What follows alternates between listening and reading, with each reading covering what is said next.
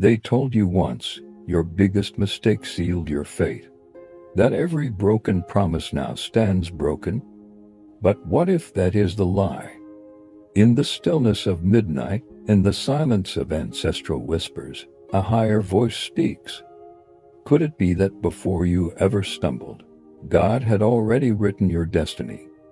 Imagine this. In the heavenly ledger, your name has been written in covenant ink before the first regret, a divine contract predating your first misstep. Now, who can cancel that? Tonight, we break the silence.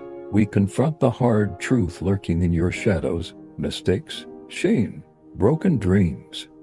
The enemy uses these as evidence to cancel your future. But when mercy intervenes, even that evidence is thrown out. You feel it, don't you? The weight of if only in your heart. In bustling Lagos markets and quiet village chapels, voices murmuring, "He can't fix this. She failed too much." The shame is like a shadow at your shoulder. Some days you wonder if the elders in your family know your secret, or if God's own voice has turned away. Maybe your family prayed with hopeful words, but then quietly said, "She missed her calling." Perhaps your father whispers across dinner, "God didn't mean this for our plan." Even church hands find excuses. "You're not whole enough. He's done enough for you." These are signs that guilt has taken root. See yourself in these scenes. The leader who betrayed a vision, the student who cheated, the mother who walked away. You carry those memories like scars. But listen, every person here, from the orphan to the powerful, knows failure too. Your struggle is you are the story, and when you watch, you'll see it's in you that God writes redemption. We've been looking at the wrong chapter. Your story is not bound by those failures. In fact, God's story for you started long before. Imagine an author who signs a will, a covenant before the first page is torn. Paul the Apostle said no one annals a ratified will. God is that author. In ancient Israel, he promised Abraham victory and gave mercy that gave rise to a nation. He did not say unless you fail. Consider this hidden truth. Your failures are not new to God. He knew them before time.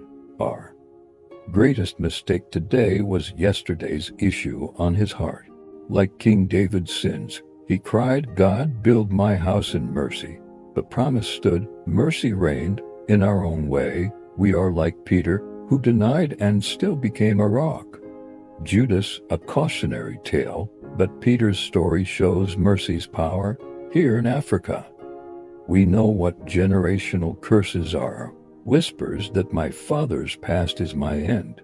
Yet prophets declared, whatever case the devil is making against you, that verdict is canceled. The mercy that delivered our ancestors still speaks for you now. Mercy is not passive. It voices your innocence. What happens if you ignore this? You'd stay trapped in hellish chapters. "I'm not worthy. I'm unforgivable." The enemy would rejoice, but God's plan is different. He intercepts your guilt. In Hebrews it's written, mercy is found by those who draw near with sincere hearts. See the blinds lifting, it's mercy on the move. And now the breaking point. The walls of accusation crumble. Listen. A whisper becomes a song. Give thanks, for his mercy endures forever.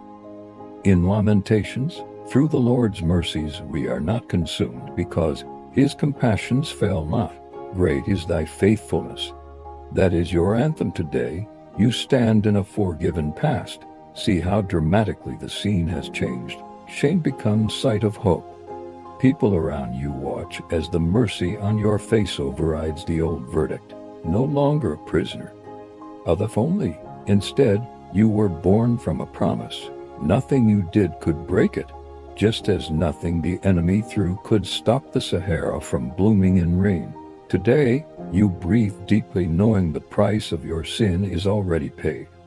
This is the mercy clause of heaven. Your slate is clean.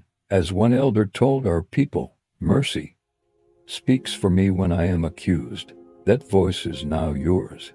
you walk away from this place no longer defined by failures, but by God's faithful promise to you. So, here's the question. What will you do with this mercy? Will you step into the destiny God imagined for you? If this message stirred you, share your story in your tribe, your church, right here. Let that whisper of mercy become a roar. Have you experienced God's mercy after your own fall? Comment below, pray with someone, and pass this along. Remember, your mistakes never ouch out His mercy. His promise still stands.